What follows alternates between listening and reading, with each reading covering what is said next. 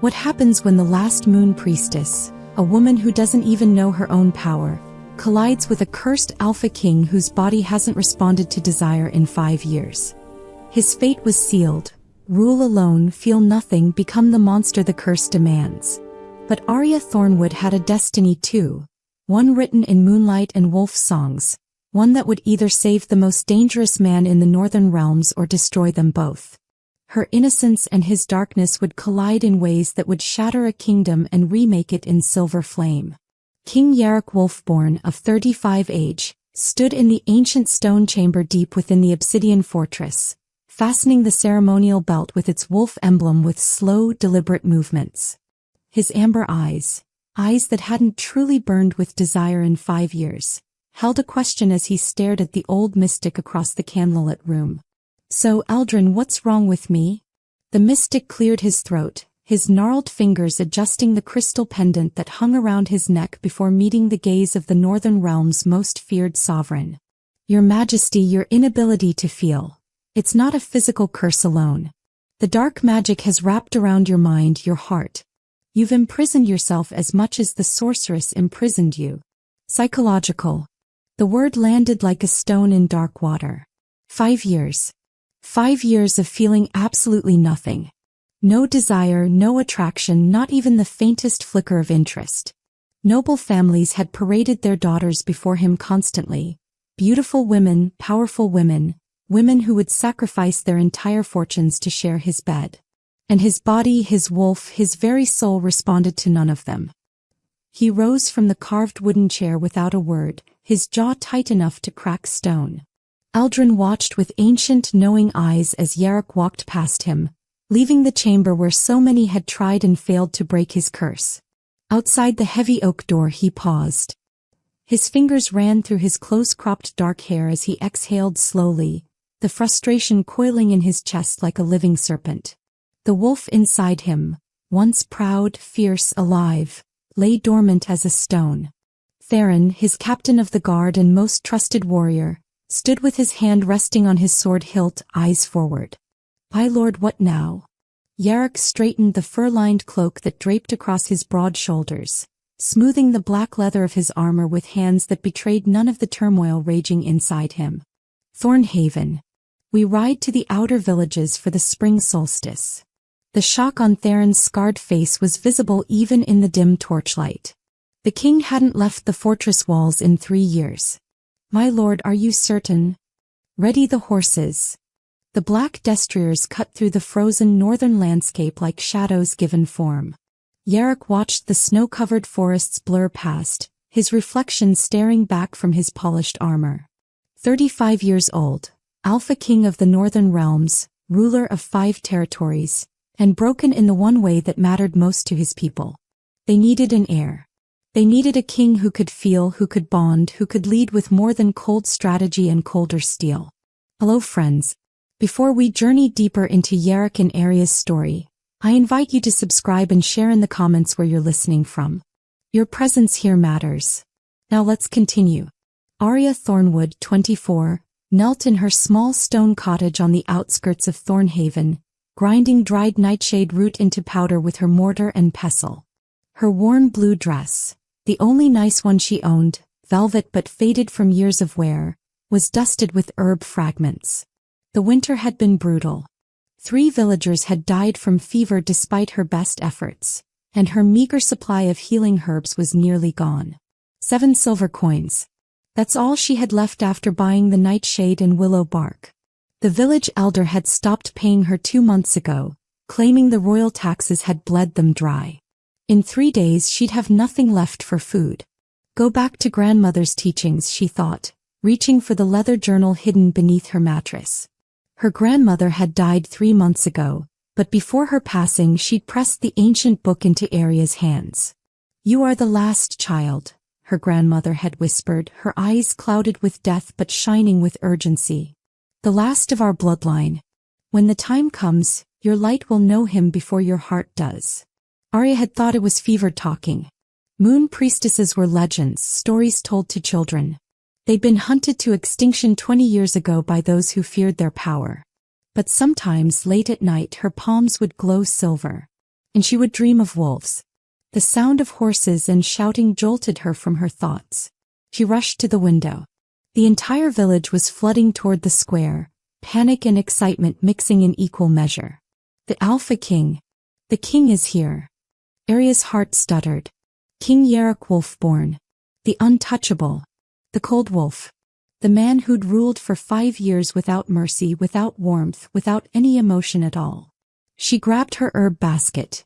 Old Mrs. Hemlock needed the nightshade powder for her joints, and hurried outside. Snow fell in thick flakes, catching in her long brown hair as she rushed toward the village square, trying to reach the healer's cottage on the far side before she rounded the corner too fast. Arms full of bundled herbs, vision obscured by falling snow, her worn leather boots slipping on ice, and collided directly into a wall of armored muscle. The impact sent her stumbling backward, herbs scattering across the white snow like dark stars. She was falling, the frozen ground rushing up to meet her, when an iron grip closed around her wrist. For one suspended heartbeat, she found herself looking up into the face of a legend. King Jarek Wolfborne towered above her, his hand locked around her wrist. He was massive, over 6 feet of warrior muscle wrapped in black leather armor decorated with wolf motifs, a fur cloak of silver and black draped across impossibly broad shoulders. His skin was deep brown, his features carved from stone and shadow, his face partially obscured by the ceremonial wolf pauldron on his shoulder. But it was his eyes that stole her breath. Amber. Like molten gold, like autumn fire, like every sunrise she'd ever watched from her cottage window. And in them, for just a flash, hunger. His grip was firm, his body radiating heat that cut through the winter cold. She could smell him, leather and pine and something wild, something that made her wolf dreams stir in her memory. Her palms tingled where they pressed against his armored chest, and beneath her touch, a silver flicker. Then his expression shifted. The momentary flash of something, surprise, recognition, need, disappeared behind a mask of absolute ice. He released her wrist as though she'd burned him, taking a deliberate step back. Theron. His voice was low, commanding, and utterly dismissive. Clear the path. I won't have clumsy peasants disrupting the procession. The words hit Aria like a physical blow. Heat flooded her cheeks, not embarrassment, but pure anger. Clumsy peasant. As if she were nothing. As if she weren't even worth acknowledging as human. She wanted to say something, to throw his arrogance back in that coldly beautiful face. In her grandmother's stories, priestesses had brought kings to their knees with nothing but words and will. But standing here in her faded dress with 7 silver coins to her name and herbs scattered in the snow, the words died in her throat.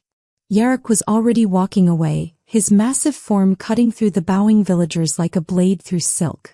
But 3 steps from her he stopped. A scent had reached him through the snow and smoke. Something unexpected among the wood fires and animal smells of village life.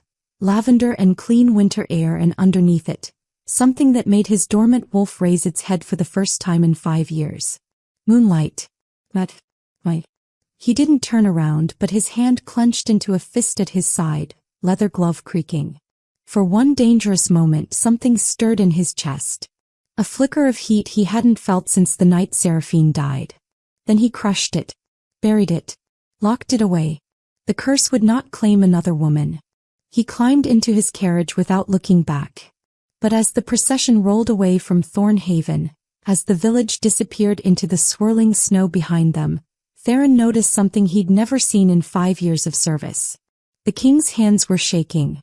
And from the carriage window, amber eyes watched the small figure in blue velvet until she was nothing but a memory in the white distance. In her cottage that night, Aria pressed her hands to her chest, trying to slow her racing heart. Her palms still tingled. And when she looked down in the darkness for just a moment, they glowed silver. 3 days passed like a fever dream. Aria couldn't shake the memory of those amber eyes, the way they'd looked at her for that single burning moment before turning to ice.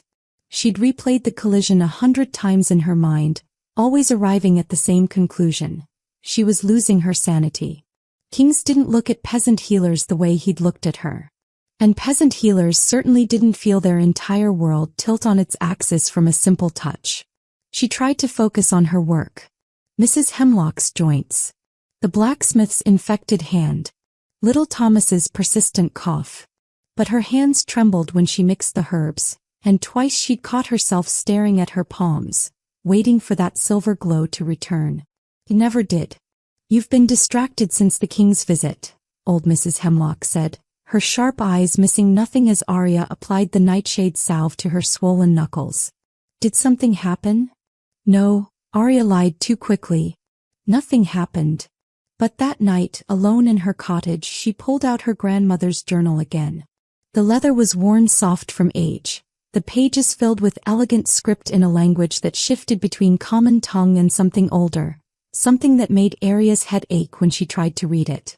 One passage she could decipher, one her grandmother had translated into the margin. "When the priestess meets her fated wolf, the bond will announce itself. Her light will recognize his darkness. His beast will claim her soul. Neither can deny what the moon has written in their very essence. But beware, a bond interrupted is a bond that destroys." Aria slammed the journal shut. "Foolish. It's all foolish legends." But her hands still tingled. The pounding on her door came at dawn. Aria jolted awake, heart hammering, her first thought absurdly him, before logic reasserted itself. Kings didn't knock on cottage doors at sunrise. She pulled a shawl over her nightdress and opened the door to find 3 royal guards standing in the morning mist, their armor bearing the wolf insignia of House Wolfborne. Behind them, mounted on a massive black horse, sat Theron, the king's captain. His scarred face was unreadable. "Aria Thornwood?" His voice was formal but not unkind. "Yes." Her voice came out smaller than she'd intended. "By order of King Jarek Wolfborne, you are to come with us to Obsidian Fortress. You will serve as healer to the royal household." The world tilted. What? Oh, there must be a mistake. I'm just a village."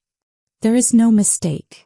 Theron dismounted, and Aria noticed he moved carefully as if trying not to frighten a wild animal. "You've been chosen. You have 1 hour to gather your belongings." "Chosen?" Anger sparked through her fear. "I don't want to be chosen. I have patients here, people who need me. You can't just." "We can." A younger guard stepped forward, his hand resting on his sword hilt. "And we will. The king's word is law." Theron shot the guard a quelling look before turning back to Aria. "Miss Thornwood, I understand this is sudden. But the king has need of a skilled healer. You'll be compensated generously. Your family will be provided for." "I have no family." The words came out bitter.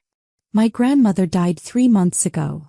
Something flickered in Theron's eyes. Sympathy, perhaps. "Then you have nothing keeping you here. The fortress offers safety, shelter, and purpose." "And if I refuse?" The silence that followed was answer enough.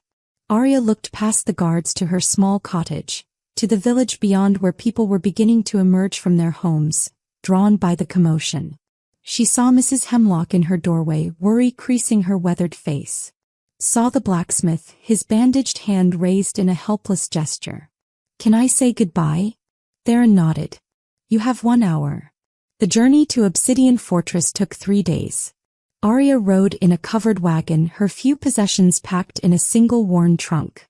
Her grandmother's journal stayed hidden against her chest, tucked into the bodice of her dress where no one would think to look. The guards were professional but distant. Only Theron spoke to her, and only to inform her of when they'd stop for the night or to eat. On the second day, as they climbed into the mountains, Aria finally gathered the courage to ask, "Why me? There are healers far more skilled in the capital cities." Theron was silent for so long she thought he wouldn't answer. Then, "The king has his reasons." "That's not an answer. It's the only one I can give you." He tried a different approach. Is the king unwell? Does he need healing?"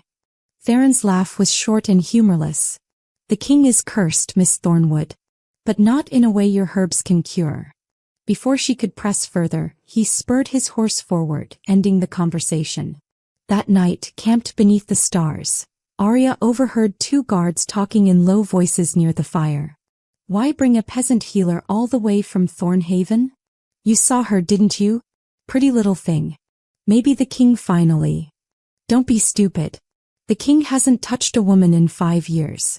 This is something else. Like what? How should I know? I just follow orders. But I was there when he saw her. Thought he was going to tear the carriage apart with his bare hands after we left that village. Aria's breath caught. She pressed herself against the wagon wall, straining to hear more, but the guards moved away, their voices fading into the night sounds. Thought he was going to tear the carriage apart. What did that mean?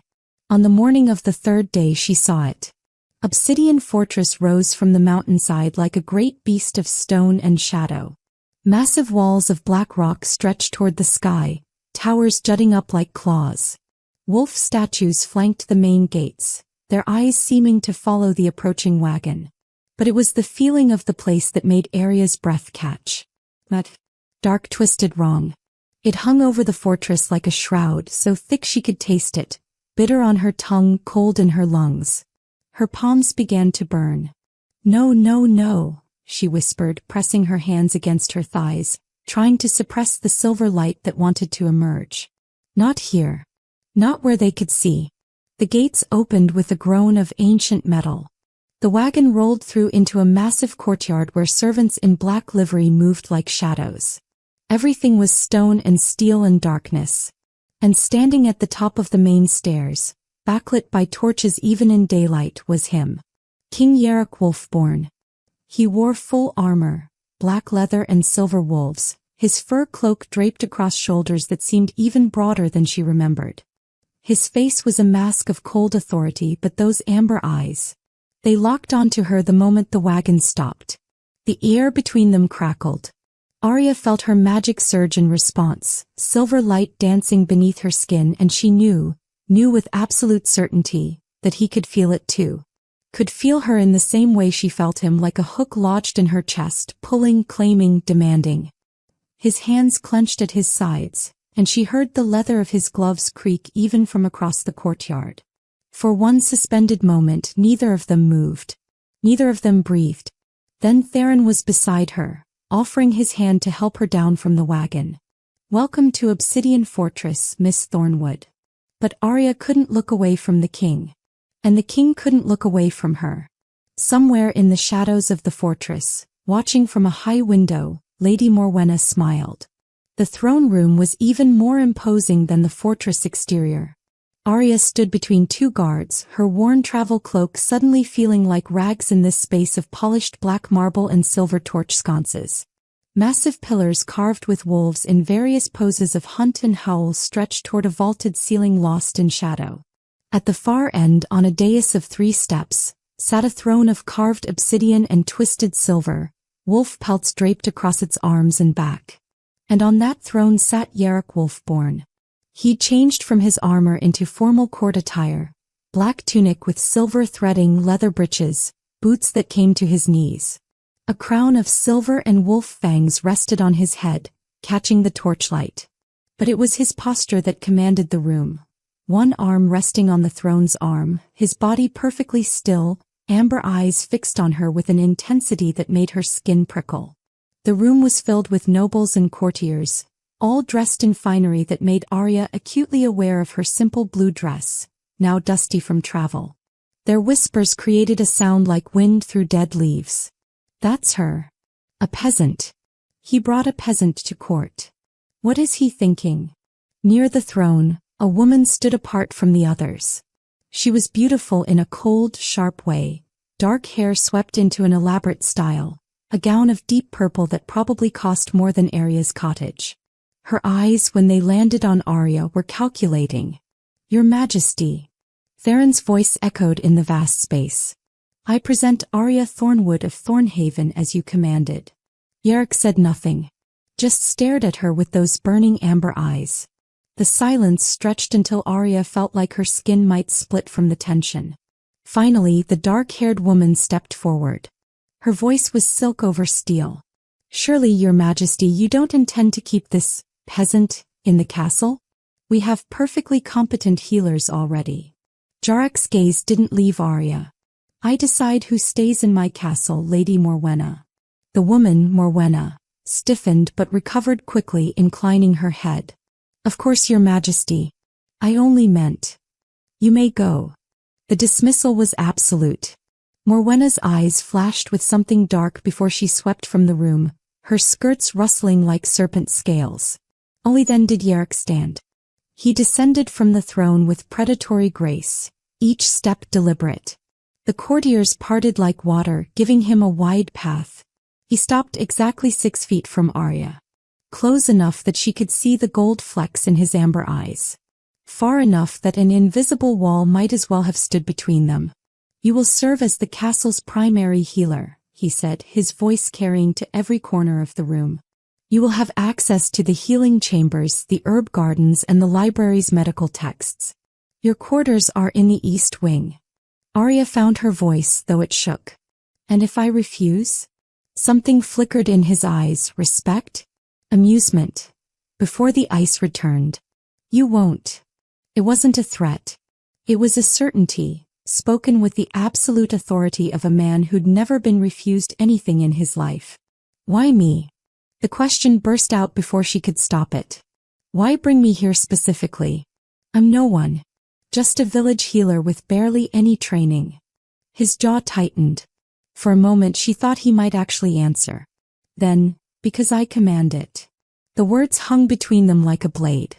But Aria saw beneath them, saw the way his hands clenched at his sides, the way a muscle jumped in his jaw, the way his eyes darkened with something that looked almost like desperation. He turned to Theron without looking at her again. Show her to her quarters. See that she has everything she needs. Then he walked away, his footsteps echoing in the cavernous space, leaving Aria standing in a room full of staring strangers with more questions than answers. The east wing was a maze of corridors and staircases. Theron led her through halls lit by magical torches that burned without smoke, past tapestries depicting wolf hunts and battles, up 3 flights of stairs to a heavy oak door. These will be your chambers, he said, pushing it open. Aria stepped inside and froze. The room was larger than her entire cottage. A massive 4-poster bed dominated one side, draped in furs and silk. A fireplace took up most of one wall, already burning with warm flames.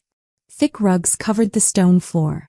Windows overlooked the mountains, currently showing the sunset painting the peaks in shades of gold and purple. This is too much. I can't possibly. The king's orders. Theron moved to the fireplace, checking that it drew properly. A servant will bring you dinner shortly. Tomorrow I'll show you the healing chambers and introduce you to the staff. He moved toward the door, then paused. Miss Thornwood? A word of advice. Yes. Stay away from Lady Morwenna. She's the king's chief advisor and has been since before Queen Seraphine's death. She doesn't take kindly to newcomers, especially those who draw the king's attention. I don't want his attention. Theron's smile was sad. That's not how it appeared in the throne room. And that's not how it will appear to Morwenna. He nodded once. Sleep well. Tomorrow will be challenging. After he left, Aria stood in the center of the opulent room, feeling more trapped than she ever had in her simple cottage. A knock came an hour later. A young servant girl entered, carrying a tray laden with more food than Aria had seen in months. Roasted meat, fresh bread, vegetables in rich sauce, wine in a crystal goblet. I'm Mira, miss, the girl said, setting the tray on a small table. She couldn't have been more than 16, with kind eyes and nervous hands. I'm to attend to your needs while you're here. I don't need attending to, Aria said gently. But thank you for the food. Mira hesitated, then blurted, Is it true? That you're from a village? That the king saw you and brought you here? Something like that. The girl's eyes widened. That's, miss, the king hasn't looked at a woman in 5 years. Not since Queen Seraphine died. They say he's cursed, that he can't feel anything. The servants, we've seen him, he's like a statue. Cold and distant and alone. What happened to the queen? Myra's voice dropped to a whisper. Murdered. 5 years ago. They found her in the king's chambers with claw marks on her throat. Some say the king killed her himself in a fit of rage. Others say it was an assassin. But after that night he changed. Became what he is now. Aria's blood ran cold. He killed her. I don't believe it, Mira said quickly. I was just a child then, but I remember the king before. He was different. Warm. He loved the queen fiercely. Something happened that night, something no one talks about. But whatever it was, it broke him. After Mira left, Aria stood at the window watching darkness claim the mountains. Across the courtyard she could see another wing of the fortress, could see a figure standing on a balcony. Even at this distance she knew it was him. Jarek stood alone in the night, his face turned toward the moon, and the isolation radiating from him was so profound it made her chest ache. Her palms began to glow silver. And across the courtyard she saw him stiffen as if he could feel it. What have I gotten myself into? The healing chambers were a healer's dream and a prison combined. Aria stood in the center of the vast stone room, taking in shelves lined with herbs she'd only read about in her grandmother's journals. Rare medicinal plants from across the realms. Equipment she'd never seen before. Glass alembics for distillation, scales so precise they could measure a butterfly's weight, surgical tools of gleaming silver. And yet everything felt wrong. The herbs were withered, their potency diminished. The air itself felt sick, heavy with the same dark magic that permeated the entire fortress. The curse touches everything, came a voice from the doorway. Aria spun to find an elderly man in robes of deep blue, his white beard reaching his chest, his eyes ancient and knowing. This had to be Eldrin, the mystic Mira had mentioned. You can feel it, can't you? He moved into the room with surprising grace for his age. The corruption. It's been eating at this place for 5 years, ever since the curse took hold. What curse? Aria demanded. Everyone speaks of it, but no one explains. What happened to the king? Eldrin studied her with eyes that seemed to see straight through flesh to soul. You already know. Your magic recognized it the moment you entered the gates. Aria's hands flew to her chest as if she could hide the journal pressed against her skin. I don't have magic. I'm just a healer. You're a Moon Priestess. The last of your kind. Eldrin's voice was gentle but firm. Your grandmother was wise to hide you, but the time for hiding has passed. The king needs you. The king kidnapped me. The king is dying. Eldrin moved to one of the herb shelves, running his fingers over the wilted plants. The curse is consuming him from the inside out. In less than a year he will transform completely into a mindless beast and slaughter everyone in this fortress. Everyone in the realm, perhaps. The words hit Aria like a physical blow. That's impossible. Curses don't work that way. They're folklore. Is the silver light in your palms folklore? Eldrin turned to face her fully. Is the way your soul recognized his the moment you touched him folklore? You felt it, Aria Thornwood. Don't insult us both by denying it. She wanted to argue, but the words died in her throat. Because he was right. She had felt it. That electric shock of recognition, that sense of something clicking into place like a key in a lock she hadn't known existed. Why me? She whispered. If he needs a Moon Priestess, why not seek one out years ago? Because everyone believed they were extinct. You're the first one to surface in 20 years. And because... Eldrin hesitated. Because a Moon Priestess can only break a curse of the heart for her fated mate. The bond must be real, absolute, written in the stars themselves. Anything less fails. Aria's knees nearly gave out. She gripped the edge of a work table for support. You're saying he's my... No. No, that's insane. Is it? Then why do your hands burn when he's near? Why does his wolf, dormant for 5 years, suddenly roar to life at your scent? Before she could respond, a commotion in the hallway interrupted them. Moments later, 2 guards carried in an unconscious man, blood soaking through his tunic. Training accident, one guard grunted. Sword caught him in the side. Aria's healer instincts overrode her spiraling thoughts. She moved to the injured man, her hands already assessing the wound. Deep but clean. He'd live if she could stop the bleeding and prevent infection. She worked quickly, her hands moving with practiced efficiency. Cleaned the wound, applied pressure, stitched with thread so fine it would barely scar. mixed a poultice of yarrow and comfrey, wrapped bandages tight. And through it all, silver light danced beneath her skin, flowing into the wounded man, accelerating his healing in ways no herb alone could manage. When she looked up, Aldrin was smiling. You can't hide what you are, child. Especially not here where magic is so desperately needed. She encountered Jarek in the library 3 days later. Aria had taken to spending her evenings there, researching curses and healing magic in the ancient texts. The library was massive, 3 stories of books, scrolls, and manuscripts. She'd found a quiet corner on the 2nd level where she could read undisturbed. Or so she'd thought. She sensed him before she saw him, that prickle of awareness that made her magic stir. She looked up from her book on curse breaking to find Jarek standing at the entrance to her alcove. He wore simple clothes tonight, just a black shirt and leather breeches, his crown absent. But he was no less imposing for the lack of formal attire.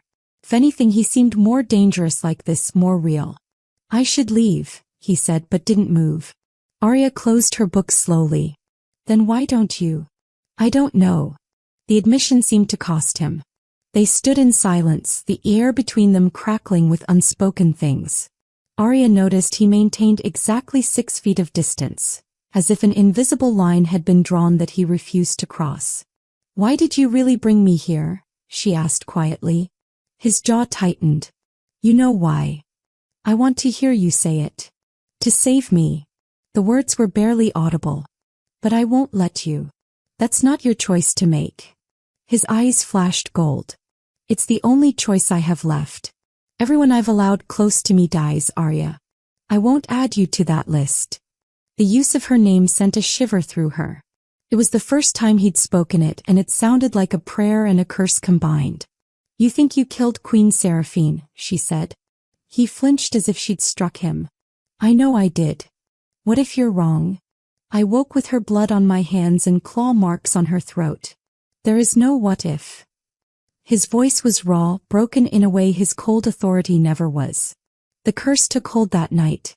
I felt my wolf surge, felt control slip away. When I came back to myself, she was dead. Aria stood, and he immediately took a step back, maintaining the distance between them. But she saw the way his hands trembled slightly. Aldrin told me you need a Moon Priestess to break the curse. I won't sacrifice you for my sins. What if I'm willing to be sacrificed? His control cracked. In 2 strides, he was at that invisible barrier, close enough that she could see the gold bleeding through his amber eyes, could feel the heat radiating from his body. Don't offer yourself to my darkness, Aria. You don't understand what you're asking. Then explain it to me. No. He turned away sharply. Stay away from me. That's an order. He left her standing in the library, her heart pounding, her palms glowing silver bright enough to illuminate the pages of her book. Morwenna came to her chambers the next evening. Aria answered the knock to find the lady standing in her doorway, elegant in a gown of midnight blue, a smile that didn't reach her eyes. May I enter? I thought we should talk. Every instinct screamed danger, but Aria stepped aside. Morwenna swept into the room, her gaze cataloging everything.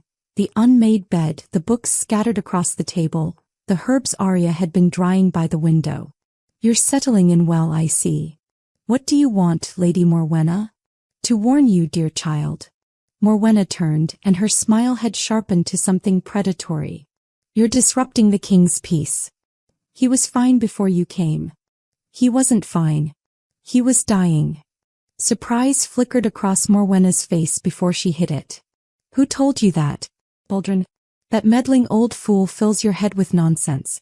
The king is cursed, yes, but he's learned to manage it. Your presence only agitates his condition. I don't believe you. Believe what you wish. Morwenna moved to the window, looking out at the darkened courtyard. But let me tell you about Queen Seraphine. She was beautiful, intelligent, kind. And the king loved her desperately. So desperately that when they argued one night, when passion and anger mixed, he lost control. He transformed and he killed her with his own claws. Aria's stomach turned. You're lying. I was there. Morwenna's voice was soft, sad, perfectly crafted. I heard her screams. I found him afterward, covered in her blood, howling like the beast he'd become.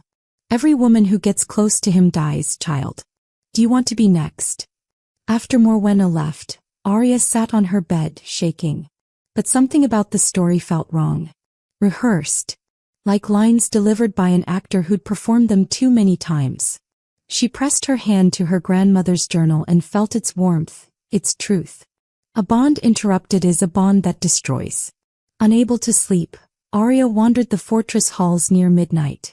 She found herself drawn to the gardens, a walled space behind the east wing where moonlight painted everything silver. And there, standing beneath an ancient oak tree, was Jarek. He didn't turn when she approached, but she knew he sensed her. They stood in silence, 10 feet apart, watching the moon. "Why did you really bring me here?" she asked again. A long pause.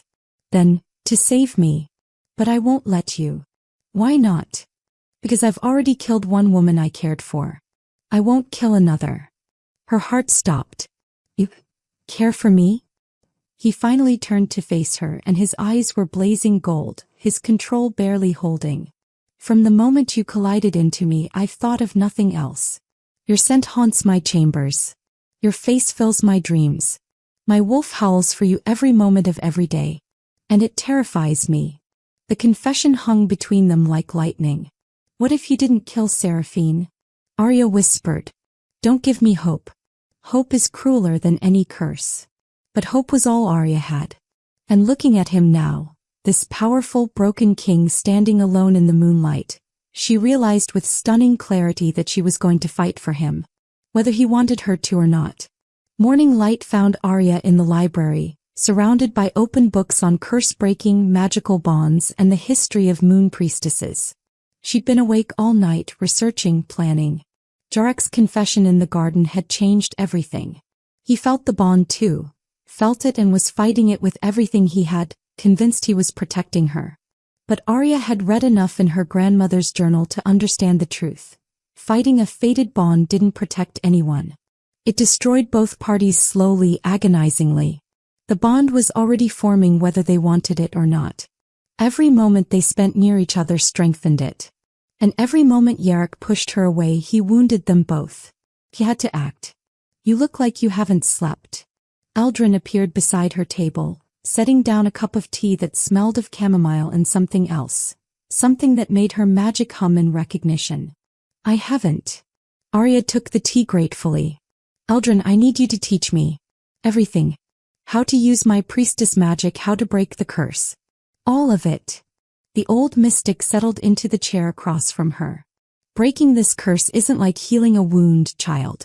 It requires a blood bond. You'll tie your life force to his permanently. If the curse takes him after that, it takes you too.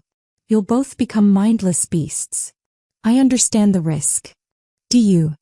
Aldrin's eyes were grave. "Because once the bond is complete, there's no severing it. Not by death, not by distance, not by will. You'll be bound to Jarek Wolfborne for eternity. His pain will be your pain. His death will be your death." Aria thought of the loneliness radiating from Jarek on that balcony, of the desperation hidden beneath his cold commands, of the way his eyes had burned gold when he'd confessed his feelings. "Teach me." Aldrin smiled. "Your grandmother would be proud." "Very well. But we must be careful. Morwenna watches everything. If she discovers what you are before you're ready, she'll move against you." "Why? What does she gain from keeping Jarek cursed?" "Power." Aldrin's voice turned grim. "As the king's chief advisor, she's effectively ruled the northern realms for 5 years. If he breaks the curse, regains his full faculties, takes a queen, her influence ends. Some would kill to prevent that." A chill ran down Aria's spine. "You think she'd actually?" "I think Morwenna is far more dangerous than she appears. And I think you should watch your back." The training began that afternoon in a hidden chamber beneath the library. Aldrin led Aria down spiraling stairs into a round room carved from living rock. Moonstone crystals embedded in the walls provided soft silver light. In the center, a circular altar bore ancient runes. "Moon Priestess magic is tied to emotion," Aldrin explained, "particularly to bonds of the heart. Love, loyalty, protection, these fuel your power. But so do their opposites. Heartbreak, betrayal, loss. The stronger your feelings, the stronger your magic. He placed a candle on the altar. Light it. Not with flint. With your will. Aria stared at the candle, focusing on the wick. Nothing happened. You're thinking too much. Phil. Remember what it's like to care for someone. To want to protect them.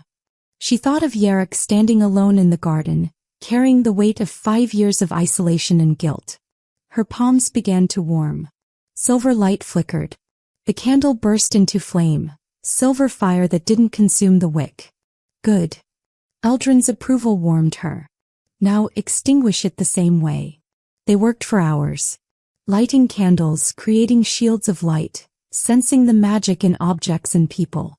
Aria's power grew with each exercise, responding to her emotional focus. The blood bond requires a ritual, Eldrin said as they rested. You'll need the king's willing participation. He has to accept the bond, acknowledge it before witnesses.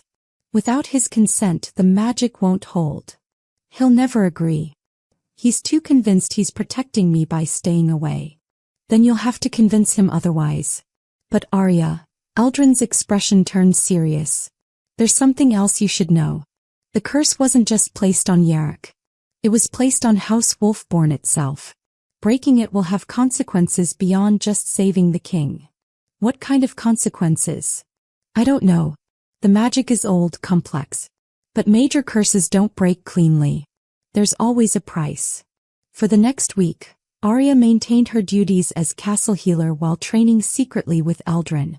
She treated the guards' injuries, tended to servants' illnesses, and tried to ignore the way her magic grew stronger each day. Tried to ignore how she could feel Jarek's presence anywhere in the fortress, like a compass always pointing north. They kept encountering each other. In hallways where their paths shouldn't cross.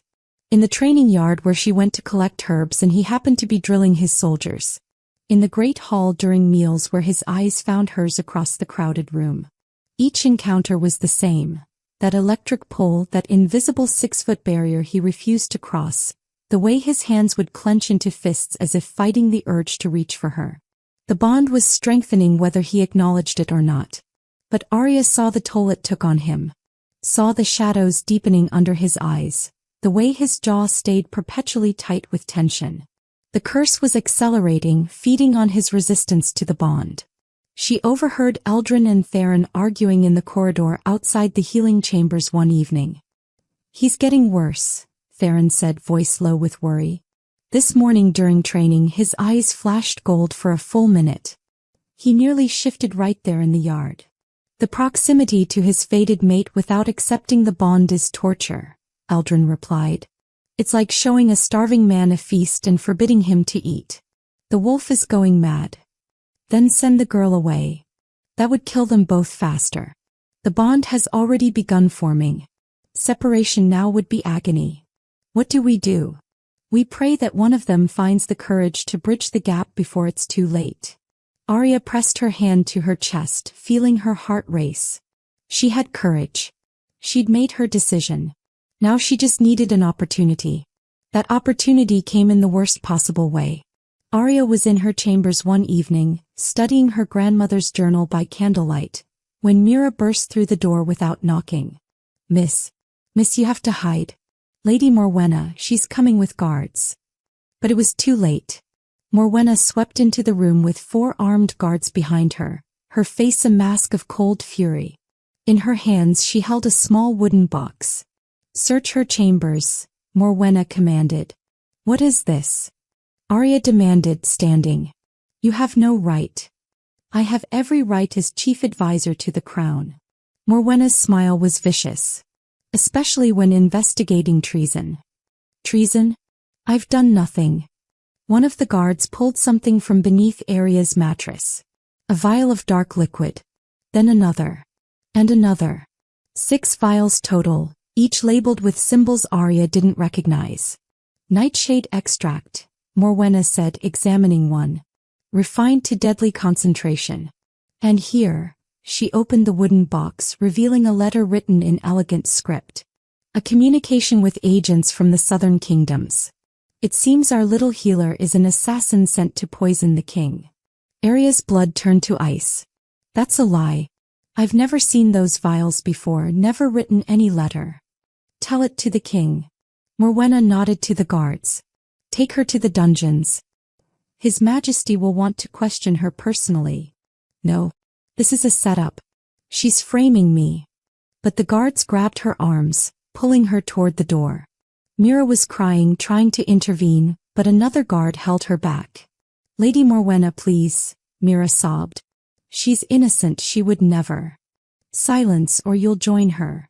As they dragged Aria through the corridors, she saw servants and courtiers watching with wide eyes.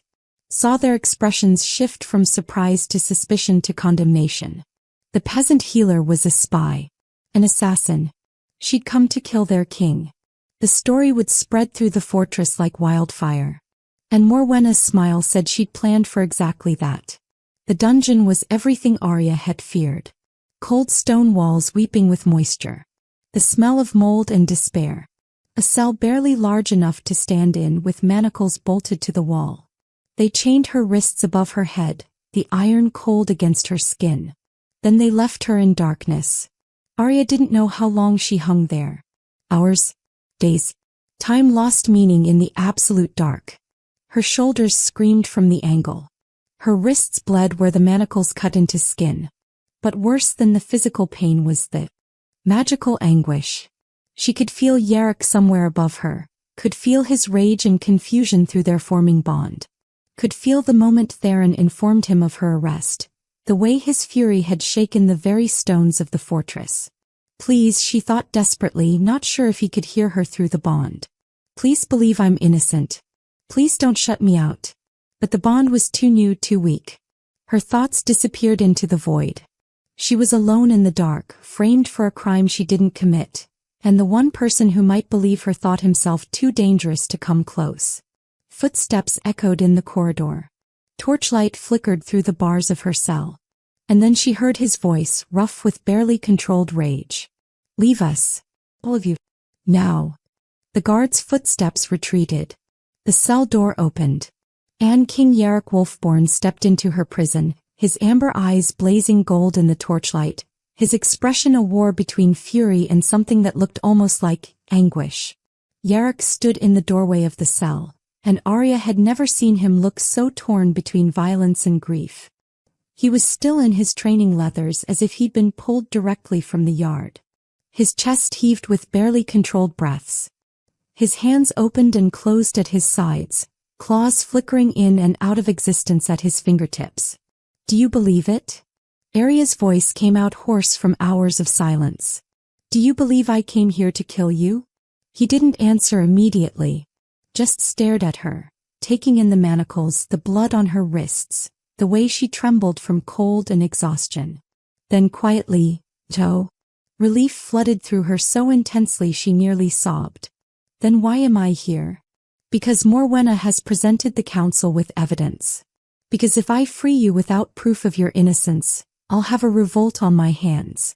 Because, his voice broke. Because keeping you in chains is the only way to keep you safe right now. Safe? I'm in a dungeon. You're alive. He took one step into the cell, just one, maintaining that cursed distance even here. If I'd declared you innocent without investigation, Morwenna would have poisoned you within the hour. At least here you're under guard. Under my protection. Aria laughed, the sound bitter. Some protection. His eyes flashed pure gold. Don't make this harder than it already is. Harder for whom? I'm the one in chains, Jarek. The use of his name, not your majesty, just his name, seemed to crack something in him. He moved closer, then caught himself, pressed his back against the cell wall as if the stone could anchor him. I've discovered the truth, he said roughly. About Morwenna. About what she really is. Aria's heart stuttered. What do you mean? She's the sorceress who cursed me. She killed Seraphine and used illusion magic to make me believe I'd done it. Each word seemed to cost him. She's been manipulating me for 5 years, keeping me isolated, keeping the curse active. Everything, all of it, has been her design. The confession hung in the cold air between them. Then expose her. Aria pulled against her chains, ignoring the pain. Tell the council, have her arrested. I can't. Jarek's fist slammed into the stone wall, cracking it. She's woven herself too deeply into the kingdom's power structure. Half the council is loyal to her. If I move against her too soon without absolute proof, she'll trigger a civil war. Or worse. Worse. His eyes met hers, and they were filled with a terror she'd never seen in him before. She can trigger the curse's final stage remotely. One word from her and I transform. Immediately. Permanently. I'd slaughter everyone in this fortress before anyone could stop me. The magnitude of the trap became clear. Morwenna had positioned herself as the only thing standing between Jarek and complete monsterhood. Remove her and he'd lose all control. How long? Aria whispered. How long until the curse completes anyway? 3 days. His voice was hollow. I have 3 days before I lose myself completely, with or without her intervention. 3 days. 72 hours. And Aria was chained in a dungeon while the woman responsible for all of it walked free. There has to be a way, she said desperately. The blood bond, Aldrin said it could break the curse. If we complete the ritual. No. The word was absolute. I won't tie your life to mine when I'm 3 days from becoming a mindless beast. I won't damn you to that fate. That's not your choice to make. It's the only choice I have left. His control shattered. He crossed the space between them in 2 strides, stopping inches from her, close enough that she could feel his heat, smell leather and pine and the wild scent of wolf. Don't you understand? I'm already lost. But you can still walk away from this. When Morwenna is dealt with, when the council's investigation clears you, you can leave this cursed place and live. Without you. Without me. His hand rose, trembling, hovering near her face without touching. You'll be free. Aria leaned forward as far as the chains allowed, bringing her face within a breath of his palm. I don't want freedom if it means losing you. His breath caught. His hand finally made contact, just his fingertips against her cheek, the gentlest touch as if she were made of glass. I was a coward, he whispered. I thought isolation would protect everyone. I thought if I felt nothing, loved nothing, the curse couldn't hurt anyone else. Instead, I've been dying slowly and I've dragged you into my hell. I came willingly. You came because I ordered it. Because I was selfish enough to hope. He cut himself off, his jaw working. Hope what? His forehead dropped to rest against hers, both of them breathing the same air, separated by nothing but space and his iron will. That you could save me.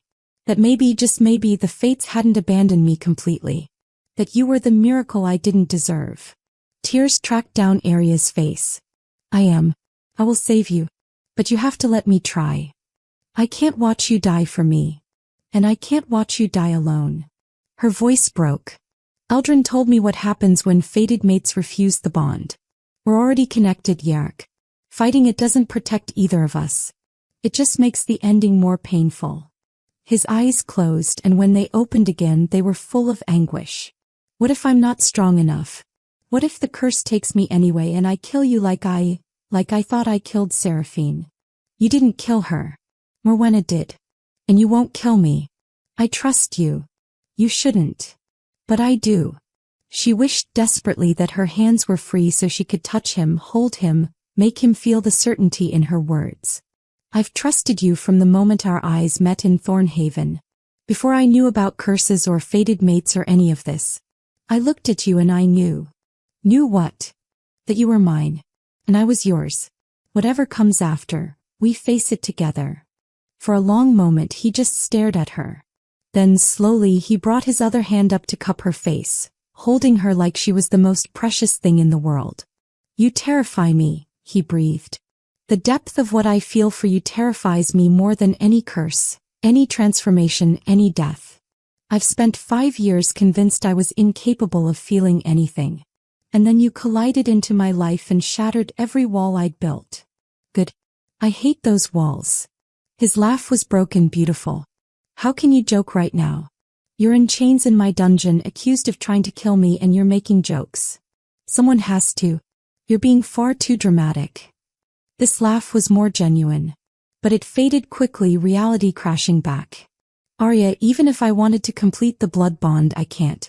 Not while you're imprisoned. The ritual requires your freedom, your willing participation before witnesses. As long as Morwenna has the council convinced you're a traitor, then we prove I'm not. Aria's mind raced. The evidence she planted, it's too perfect. Too convenient. Someone must have seen her enter my chambers, must have noticed something. Mira was there, and I know there are servants loyal to you, not her. I've already set Theron to investigating. But investigations take time, and time is what we don't have. 3 days. Aria's resolve hardened. Then we have 3 days to expose Morwenna, clear my name, and complete the blood bond. It's not impossible. It's nearly impossible. But not completely. She met his eyes, willing him to see her certainty, her strength. I didn't survive a stepfather's abuse, poverty, and my grandmother's death just to give up now. And you didn't survive 5 years of this curse just to surrender 3 days before your salvation arrives. We're going to fight, Jarek. Together. For the first time since entering the cell, genuine hope flickered in his amber eyes. You really believe that? I know it. I'm a Moon Priestess, remember? We're stubborn that way. He smiled. Actually smiled. And it transformed his face from cold stone to something warm and alive and heartbreakingly beautiful. I don't deserve you. Probably not. But you're stuck with me anyway. His thumb stroked her cheek, wiping away her tears. They stood like that, foreheads together, breathing each other's air, bound by invisible threads that grew stronger with every heartbeat. Then footsteps echoed in the corridor. Jarek pulled back immediately, his expression shifting back to cold authority. But the mask didn't quite fit anymore. He could see the cracks. Theron appeared at the cell door. Your Majesty, Lady Morwenna requests your presence in the council chamber. She says it's urgent. Jarek's jaw tightened. He looked back at Aria and she saw the promise in his eyes. I will fix this. See that she's given water and food, he ordered Theron. And have a healer check her wrists.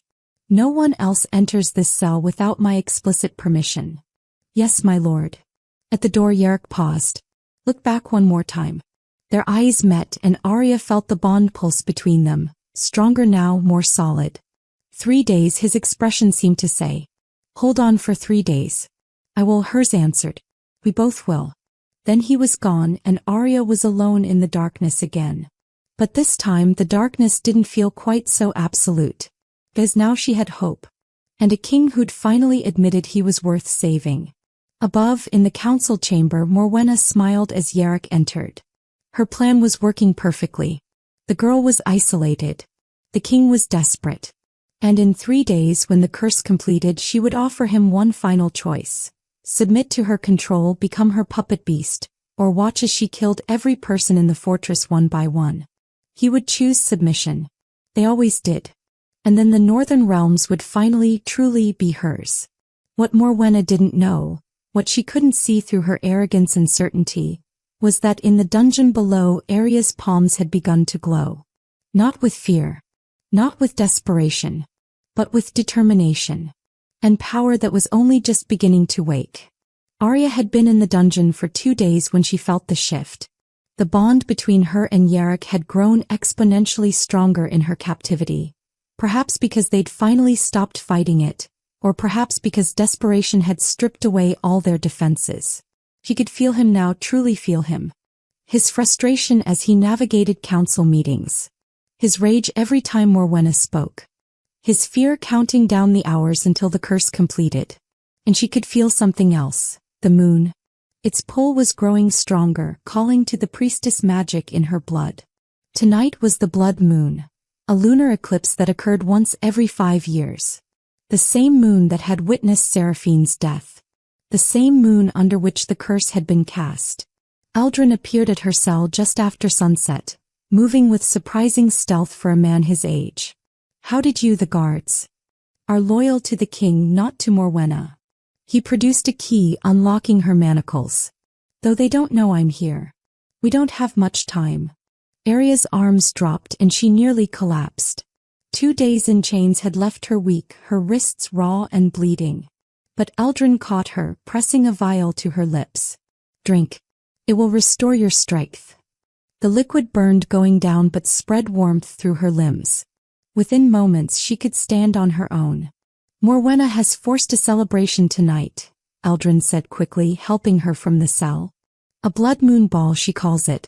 She claims it will lift the curse's oppression, bring hope to the kingdom. But it's a trap." "What kind of trap?" "She plans to trigger Jarek's transformation tonight in front of the entire court. She'll position herself as the only one who can control him, cementing her power absolutely." Aldrin's eyes were grave. "Unless you stop her." "How?" "I'm accused of treason, chained in a dungeon." "Not anymore." He pressed her grandmother's journal into her hands. Someone had retrieved it from her chambers.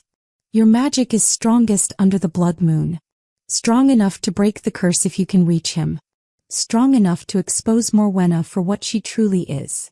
Aria looked down at her filthy dress, her bleeding wrists, her matted hair. "I can't walk into a ball looking like this."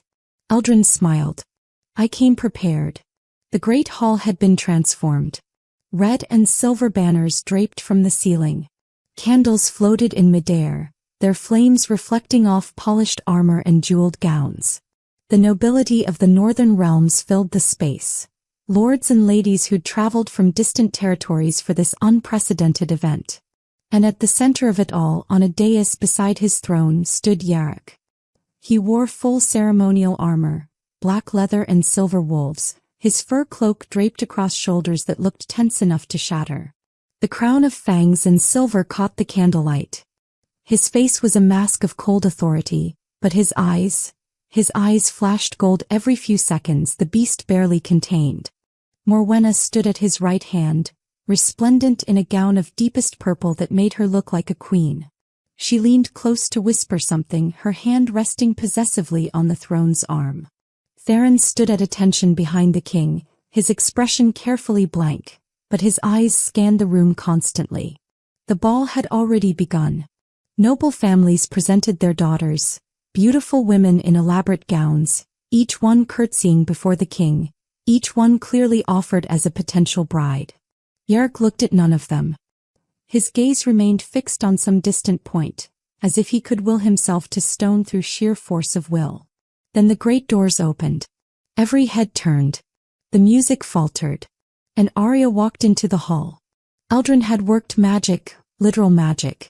Her hair had been washed and braided with silver thread. Her dress was the same blue velvet from the image that haunted Jarek's dreams, simple but elegant, the deep blue bringing out her eyes. Her wrists were bandaged in silver cloth that hid the manacle wounds but made her look ethereal, otherworldly. She looked like what she was, a moon priestess walking into her power. The whispers started immediately. "That's the traitor. The accused assassin. How dare she show her face?" But Aria kept walking, her eyes locked on Jarek. And Jarek stood so abruptly his throne scraped backward. His hands gripped the armrests hard enough that the carved wood splintered. His eyes blazed pure gold. "Seize her." Morwenna's voice cut through the whispers. "Guards, that woman is a criminal. She should be in chains. She's innocent." Jarek's voice boomed through the hall, silencing everyone. "The evidence against her was fabricated. I've spent 2 days investigating and every piece of it leads back to one source." He turned to Morwenna and his smile was all wolf. "You." Morwenna's mask of shock was perfect. "Your Majesty, I don't understand." "Don't you?" Theron stepped forward, holding documents. "We found the merchant who sold you the poison vials. We found the forger who wrote the letter in a hand similar to Miss Thornwood's. We found 3 servants who witnessed you entering her chambers the night before her arrest." The color drained from Morwenna's face. "This is preposterous. I am your loyal advisor. You are the sorceress who murdered my wife and cursed my kingdom." Jarek descended from the dais, and the crowd parted like water before a shark. "Did you think I wouldn't discover the truth? That I wouldn't recognize the magical signature of the curse matched perfectly to your own power?" Morwenna's expression shifted. The mask of the concerned advisor fell away, revealing something ancient and cruel beneath. Clever boy. But you're too late. She raised her hands and dark magic exploded through the hall. Nobles screamed, scattering. Guards drew weapons. But Morwenna's power was immense. Shadows coalesced into physical barriers, separating Jarek from his guards, from Theron, from everyone. Except Aria. You think you've won? Morwenna's laugh was vicious. You think exposing me changes anything? Look at yourself, your majesty.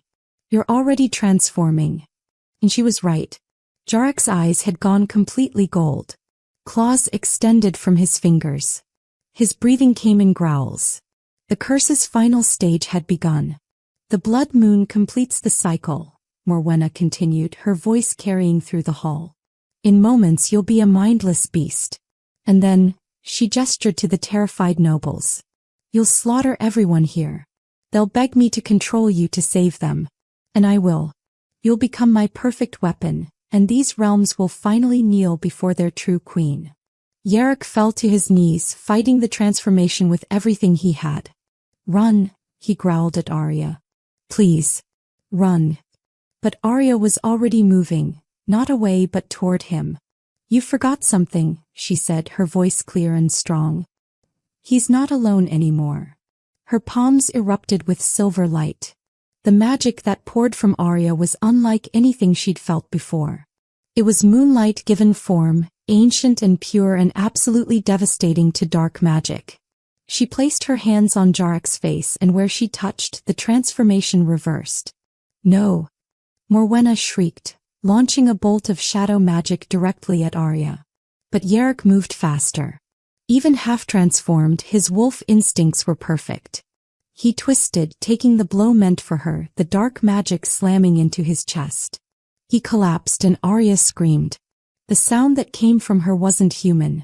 It was the cry of a priestess whose fated mate had been struck down, and it carried power that shook the very foundations of the fortress. Silver flames wreathed her body. Her eyes glowed with lunar light. Her hair lifted on phantom wind. You took everything from him, Aria said, and her voice echoed with the voices of all the Moon Priestesses who'd come before. His wife. His peace. 5 years of his life. You made him believe he was a monster. She advanced on Morwenna, and the sorceress actually took a step back. You're just a girl, Morwenna spat. A half-trained peasant playing at power. I'm the last Moon Priestess. Aria's power intensified. And you're finished. The battle that followed would be spoken of in legends. Morwenna threw everything she had. Shadow beasts, curses, raw destructive force. But Aria met each attack with silver light that didn't just deflect the dark magic. It purified it, turned it back on its source. Because Moon Priestess magic wasn't about destruction. It was about healing, protection, love. And love was infinitely more powerful than hate. The final exchange came when Morwenna, desperate and furious, attempted to trigger the curse one last time. If I can't have him as my weapon, no one will have him at all. Dark magic poured toward Jarek's prone form. And Aria threw herself between them. She didn't block the curse. She absorbed it, pulled every thread of dark magic into herself, into her light, and burned it away. The pain was excruciating, but she didn't let go. Couldn't let go. Because behind her she felt Jarek stirring. Felt his life force growing stronger, not weaker. Felt the curse's hold breaking with every second she held the line. Impossible, Morwenna whispered. You'll die, the curse will consume you. Love doesn't consume, Aria said through gritted teeth. It transforms. And with one final surge of power, she didn't just break the curse. She reversed it. All the dark magic Morwenna had woven over 5 years came undone in a single moment, and it had nowhere to go but back to its source. Morwenna screamed as her own curse wrapped around her, pulling her down into shadows of her own making. No. I am eternal. I am power incarnate. You cannot. I can. Aria's voice was gentle now, almost sad. And I do. May you suffer the isolation you forced on him. May you know the loneliness you inflicted. May you spend eternity in the shadow realm you served, alone with your cruelty. The shadows swallowed Morwenna whole. And then she was simply gone. The great hall fell silent. Aria swayed, her power spent, and strong arms caught her before she could fall. Jarek. He was on his feet, whole, human, his eyes their natural amber without a trace of gold. The curse was broken. Truly, completely broken. You saved me, he whispered, lowering her gently to the ground. You incredible, impossible woman. You saved me. We saved each other, she managed, though exhaustion pulled at her. The bond is complete. He pressed his forehead to hers. I can feel you. Your heartbeat. Your thoughts. You're everywhere inside me. Good. You're stuck with me now. His laugh was pure joy. Around them, the nobles had begun to kneel, not in fear but in reverence. To their king freed from his curse. To the Moon Priestess who'd saved them all. But Jarek only had eyes for Aria. Marry me, he said. Right now, tonight, before all these witnesses. Be my queen. That's not a proper proposal. Aria Thornwood, last of the Moon Priestesses, wielder of the silver flame, the woman who collided into my life and destroyed every wall I'd built. His smile was radiant. Will you marry me? She pulled him down and kissed him, pouring 5 years of loneliness, 2 days of captivity and a lifetime of love into it. When they broke apart, her answer was simple.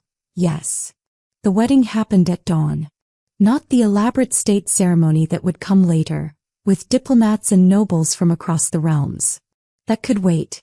This was just for them, for Jarek and Aria, for the bond that had survived curses and dungeons and the machinations of a sorceress who'd thought love was a weakness to exploit. They stood in the fortress garden where Jarek had confessed his feelings under moonlight. Aldrin officiated, his old eyes bright with tears. Theron stood as witness, along with Mira and a handful of guards who'd remained loyal through everything. Aria wore the blue velvet dress, now cleaned and mended. Jarek had shed his armor for a simple black shirt and leather breeches, though the crown still rested on his head, a reminder of what he was, what he'd always been beneath the curse. The blood bond ritual was woven into the vows. Aldrin guided them through it. The exchange of words, the joining of hands, the mingling of blood from small cuts on their palms. Silver and red mixed, glowing where their life forces intertwined. Do you, Jarek Wolfborne, accept this bond? Aldrin asked.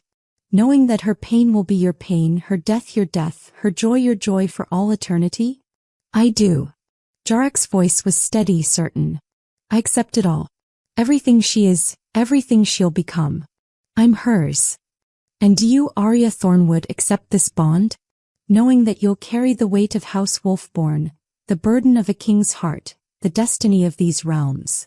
Aria looked into Jarek's amber eyes and saw her future, complicated and challenging and absolutely perfect. I do. I'm his. The bond snapped fully into place. It was like coming home to a place she'd never been but had always known. She could feel Jarek's heart beating in time with hers, could sense his thoughts and emotions as clearly as her own. The separation between them dissolved until she couldn't tell where she ended and he began. And for Jarek, who'd spent 5 years feeling nothing, the rush of emotion was overwhelming. Love, joy, relief, desire, all of it flooding through him in a torrent that brought tears to his eyes. I can feel again, he whispered, pulling her close. God, Aria, I can actually feel. I know. She pressed her hand to his chest, right over his heart. I feel it too. When they kissed, silver light exploded outward from them in a gentle wave, washing over the garden, the fortress, spreading out across the entire realm. Where it touched, life bloomed. Flowers that had refused to grow for 5 years suddenly burst into color. Trees that had stood bare and dying began to bud. The very air seemed to warm, the oppressive weight of the curse's corruption finally, completely lifted. The northern realms began to heal. The official coronation came a week later. Aria stood in her chambers, no longer the guest quarters but the queen's rooms adjacent to Jarek's, while Mira helped her into the ceremonial gown.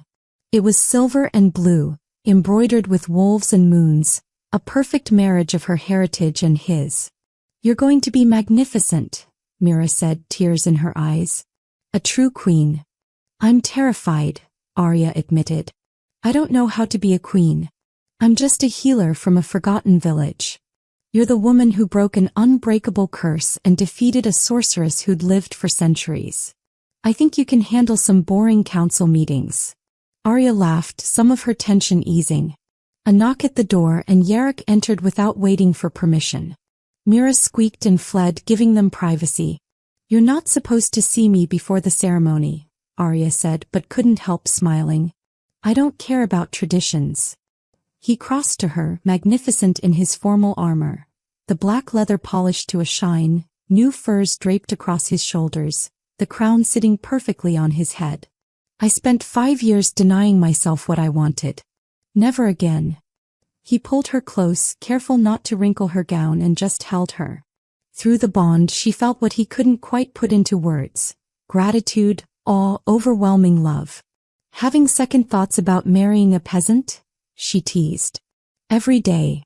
His smile was wicked. "Specifically, thoughts about how I convinced the most incredible woman in the realm to bind herself to a cursed king. Former cursed king." "True." He kissed her forehead. "Thanks to you. Thanks to us." A comfortable silence fell. Then Jarek said quietly, "I went to Seraphine's tomb this morning. To tell her about you. To apologize for believing Morwenna's lies for so long." Aria's heart ached for him. "What did you say?" "That I finally understood. The curse made me believe I'd killed her because that's what would hurt most, would guarantee I'd never open my heart again. Morwenna knew exactly how to break me." He paused. "But then you came along and put me back together. Do you think she would have approved of me?" Jarek pulled back enough to look into her eyes.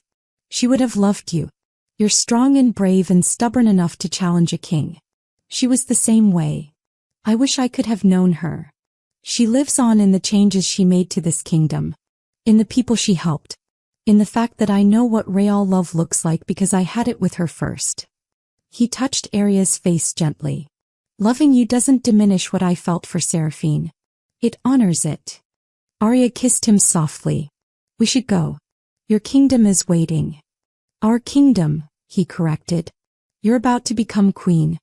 Half of everything is yours now. Including the headaches." "How romantic." His laugh followed them out of the chambers and down the corridors to the great hall, where hundreds of nobles and common folk alike had gathered to witness the coronation of their new queen. 6 months passed in a blur of adjustment and joy. Aria threw herself into her dual roles as queen and healer. She reopened the healing chambers fully, training new healers from across the realm. She sat in council meetings learning governance and diplomacy. She navigated the complex politics of noble houses with Jarek at her side, teaching her, supporting her. And slowly the northern realms transformed. Trade routes reopened. Crops flourished. The magical corruption that had spread during the curse's reign faded completely. People spoke of a golden age dawning, of the Wolf King and his Moon Queen who defeated darkness itself. But Aria's favorite moments were the quiet ones. Evenings in their private chambers, where she and Jarek would simply exist together. Reading by the fire. Talking about their days. Making love with the fierce tenderness of two people who'd almost lost each other before they'd truly begun. The bond between them had only grown stronger. Sometimes Aria would be in the healing chambers and feel Jarek's amusement through the bond at something Farron said. Sometimes Jarek would be in a council meeting and feel Aria's frustration when a difficult patient refused treatment. They were separate people but also fundamentally joined. Two halves of one whole. On the evening of their 6-month anniversary, Aria stood at the window of their chambers, watching the sunset paint the mountains in shades of gold and purple. Jarek approached from behind, wrapping his arms around her waist, resting his chin on her shoulder. "What are you thinking about?" "That day in Thornhaven, when I collided into you." His low chuckle rumbled through his chest into her back. "When you literally crashed into my life and destroyed every carefully built wall I had. Would you change it? If you could go back." He turned her to face him, cupping her face with both hands. The gesture mirrored the image that had started everything. The powerful king and his queen, wolf and moon, darkness and light perfectly balanced. "Never," he said fiercely. You're my salvation, my queen, my everything. The curse nearly destroyed me, but you made me better than I was before. Stronger. More complete. And you're mine, she whispered. My broken king who became whole.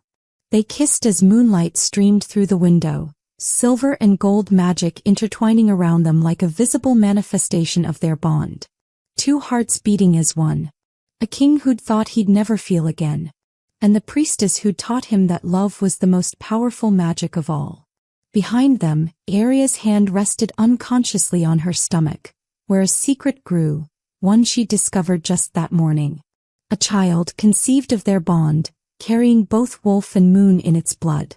She'd tell him tomorrow. Tonight was just for them. For celebrating how far they'd come from that collision in the snow. From the frozen king and the uncertain healer to the rulers who'd saved a kingdom by saving each other. In the garden below, the flowers they'd planted together bloomed in silver and gold. In the great hall, preparations began for tomorrow's council session where they'd announce new reforms, new hope.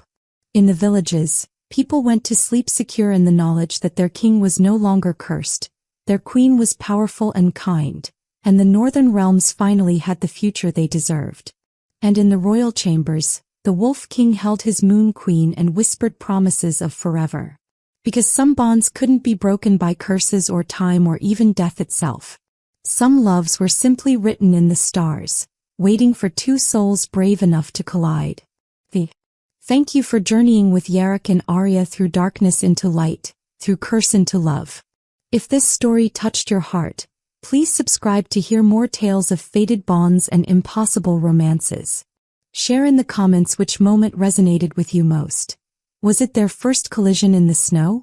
The confession in the dungeon? The final battle under the blood moon? Your thoughts mean everything. And if you're listening from somewhere in the world, tell me where. I love knowing this story has traveled across realms, much like the magic that bound our Wolf King to his Moon Queen. Until our next story, may you find your own impossible love, your own silver flame in the darkness.